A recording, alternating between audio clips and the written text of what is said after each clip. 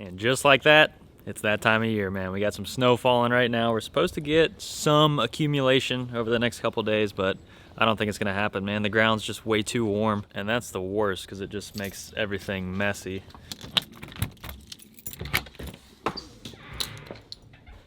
But today we're gonna have to take on the task of cleaning this monstrosity of a side-by-side. This thing is absolutely filthy. I never thought I would get it this muddy, but on the last trip I just said screw it and went bogging deep. I mean, look at the floorboards in there. There's mud in places where mud should never be. But I imagine this is going to take quite some time, and I probably won't be able to film much because it's going to get snow on the lens. But we'll see what we can do. Fucking spare out of here.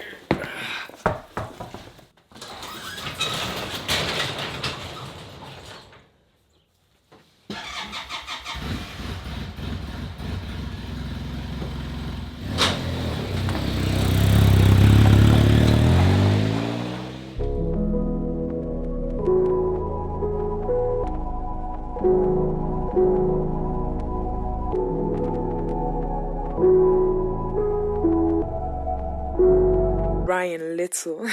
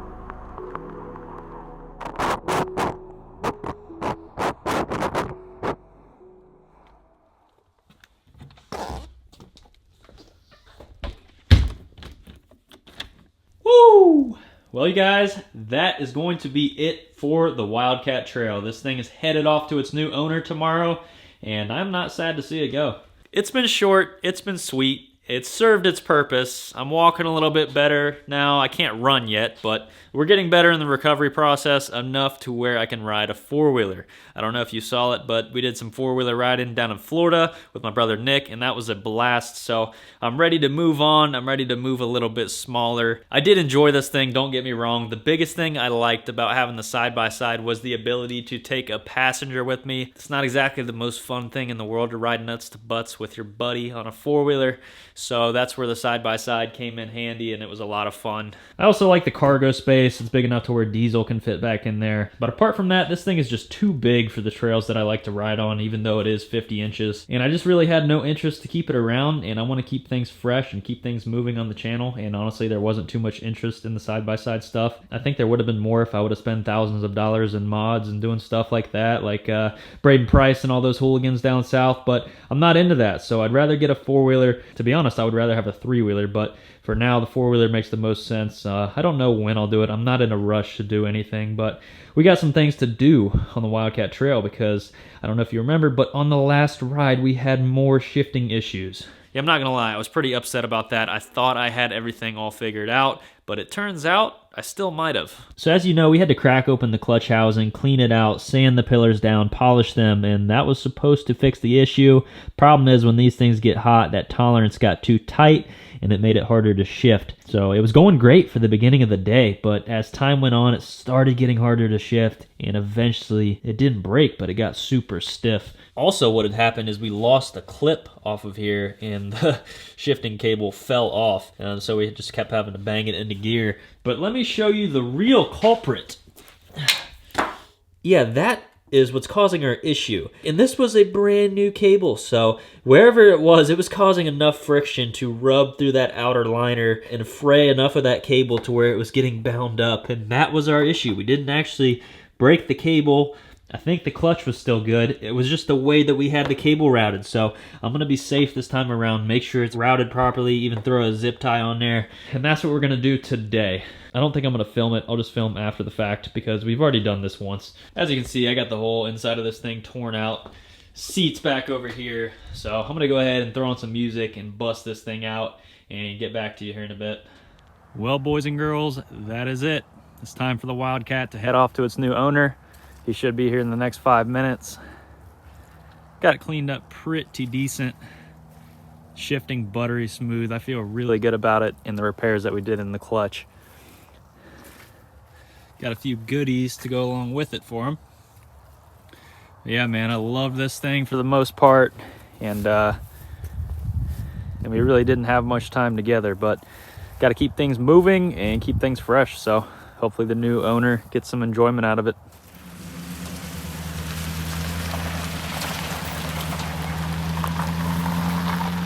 She gone.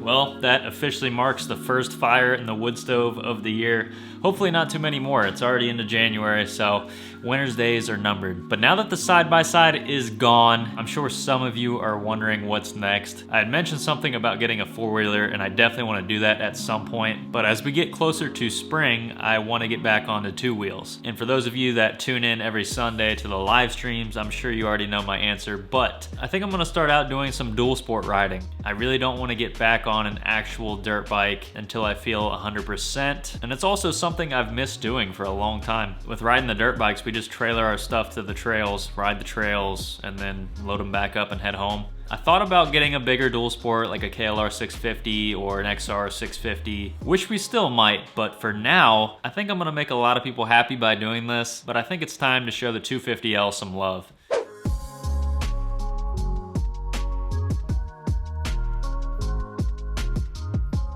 Oh man, I do not miss the weight of this thing.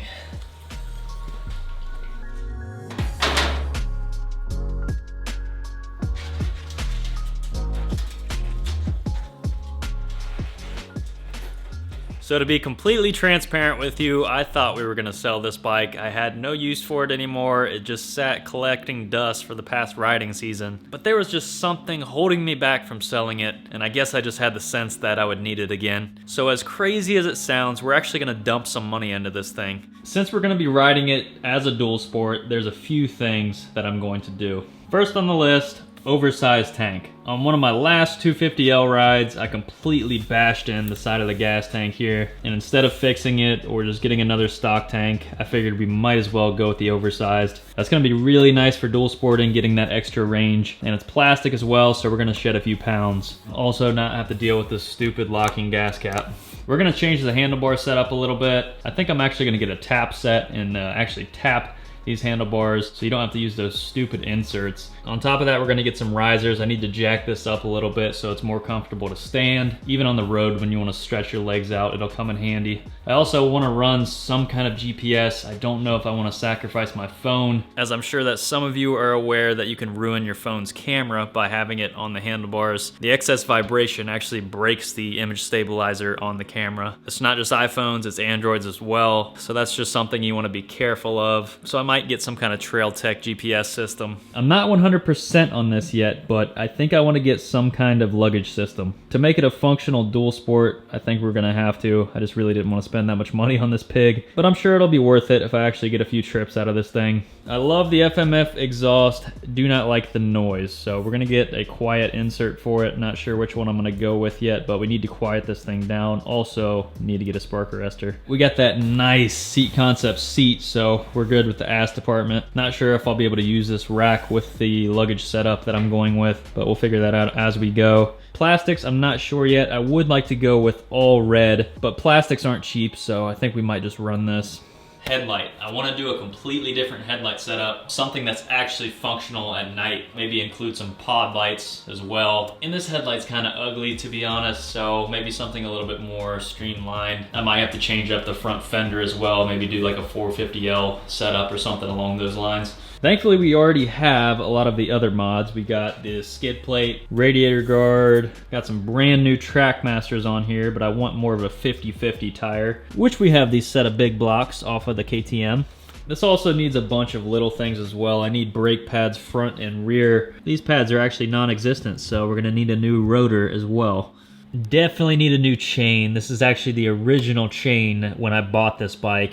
It's got a few kinks in it. I've taken some links over the years. Yeah, I'm not proud of it, but I got the job done. Might need a rear sprocket. The front one still looks good, still has a lot of meat on it. How in the f are you supposed to take that off? That's my question. I would really like to do some suspension upgrades on this bike, but I just don't think I'm gonna spend the money. Maybe I'll reach out to a few companies, but I'm not sure that that's gonna happen. But I hope you guys are excited. That's just a basic rundown of what we're gonna be doing to the 250L. If there's anything else that you would like to see, drop it down in the comments below. But I'm not gonna lie, I'm excited to ride this thing again and prove some more people wrong. But hopefully this build doesn't cost me that much, and hopefully you're interested. So if you're excited for this, hit that like button, subscribe if you're new, and until the next video, we'll see you then.